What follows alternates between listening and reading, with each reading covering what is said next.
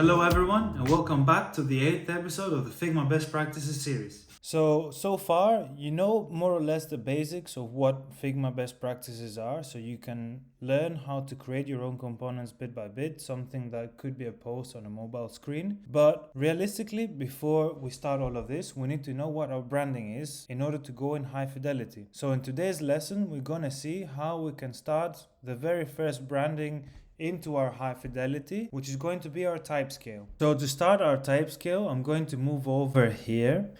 And you can still see on the file we have already done some sort of typography, we have already saved some styles, but for the sake of starting from the beginning, I'm going to get a fresh frame right here and I'm going to name it as typography. And this is going to be where we do our full-on type scale. So before we start, I'm going to select all of them and add them into a folder and say basics classes.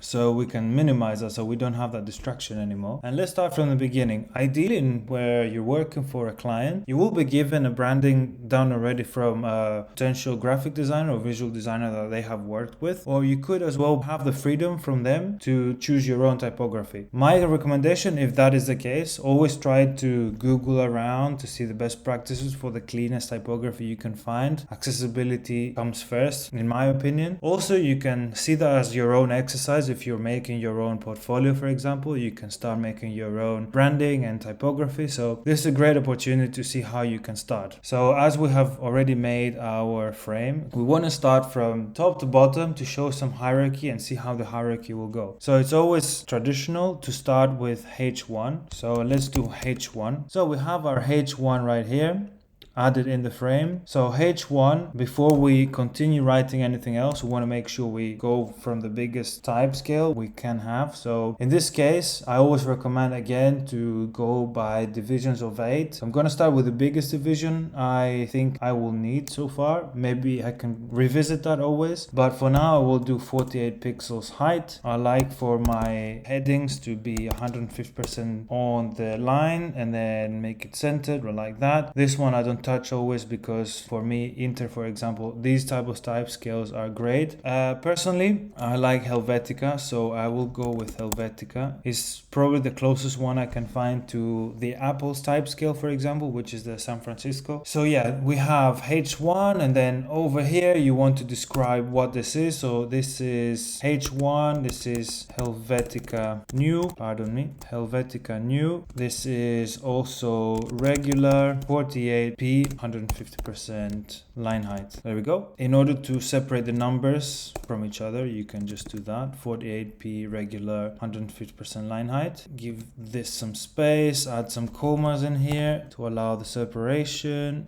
So, also H1. So we have our H1, so we want to save it for what it is. So let's do H1 and enter. Another thing that I kind of like actually, which I forgot to do, is I like my H1s to be a bit more prominent. So I might dare and do bold. Feel free to do medium if you don't like bold, but it's kind of nice. So I'm gonna change this to bold. Kind of nice to make it prominent so it shows a hierarchy. So before moving along, I'm going to duplicate that, unlink it, change it to 40, which is 8 less, keep it as bold, 150% is perfect. Just simply say H2, then we have 40p, bold, 150%, perfect. This is our H2. So we save it, perfect, and duplicate that. Same procedure, H3. 32, all good. Then we want to move along to H4. So let's add H3, enter. H4 is here, unlinked, 24. Then we get that a bit lower, maybe medium. Maybe we can do the rest medium. In this case, for example, looks good. So I don't really have to go here and change anything. Perfect opportunity to see how you can change. So you can see here, H1, and everywhere that you have used H1 will change. So I can do medium here as well. It's a bit too thick maybe, the bold one. So I can just do medium and medium for H3 as well. Say medium.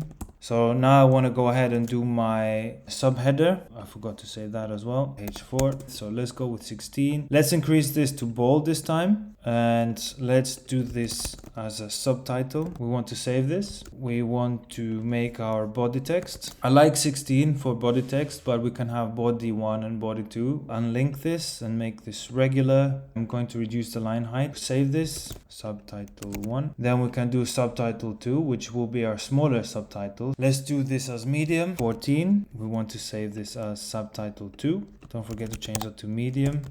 And don't forget to change that to 130%. Make sure what you have here represents what the actual styling is. You don't need to worry exactly that much about this one as much as you worry about this one for your personal work. But if it is about delivering this to your developers, then this is actually quite nice to follow the guidelines, the design guidelines that you have delivered. Don't forget to change that to 14. Don't forget to change that to 14. Then we want to make a button style. So in this case, the subtitle 16 is good for me as a button style, but I don't want it to be bold. It will be between body 1 and subtitle 1, and then as you can see, Helvetica I knew bold 16, but I want to drop it down to medium, so it really is in between the hierarchy.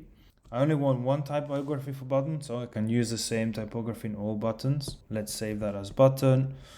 Let's say this is our button and it's medium weight. There we go. Perfect.